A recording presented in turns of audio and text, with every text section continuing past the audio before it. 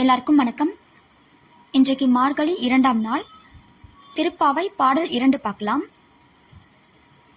வையத்து வாழ்வீர்கான் நாமும் நம் பாவைக்கு செய்யும் கீரிசைகள் கேளிரோ பார்க்கடலுள் பையத்துயின்ற பரமனடி பாடி நெய்யுண்ணும் பாலுண்ணும் நாட்காலே நீராடி மையிட்டெழுதோம் மலரிட்டு நாம் முடியோம் செய்யதன செய்யோம் தீக்குறளை சென்றதோம் ஐயமும் பிச்சையும் ஆந்தனையும் கை காட்டி உய்யுமாறெண்ணி உகந்தலேரோ எம்பாவாய்.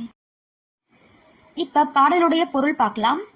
திருமால் கண்ணனாக அவதரித்த ஆயர்பாடியில் வாழும் சிறுமிகளே, நாம் இவ்வுலகில் இருந்து விடுபட்டு அந்த பரந்தாமனின் திருவடிகளை அடைவதற்காக நாம் செய்த பாவையை வணங்கி விரதமிருக்கும் வழிமுறைகளை கேளுங்கள்.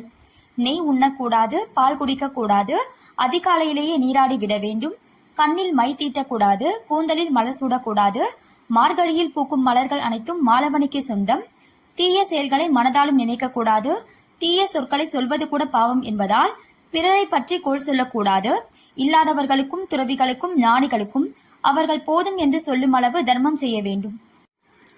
இப்ப பாடலுடைய பொருள் பார்த்தோம். இப்ப விளக்கம் பார்க்கலாம்.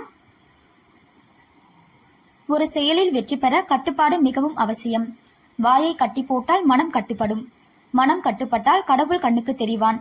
அதனால்தான் பாவை நோன்பின் போது நெய், பால் முதலியவற்றை தவிர்த்து உடலை காப்பதுடன் தீய சொற்கள், தீய செயல்களை தவிர்த்து மனதை சுத்தமாக்குவதையும் கடமையாக்குகிறாள் ஆண்டாள்.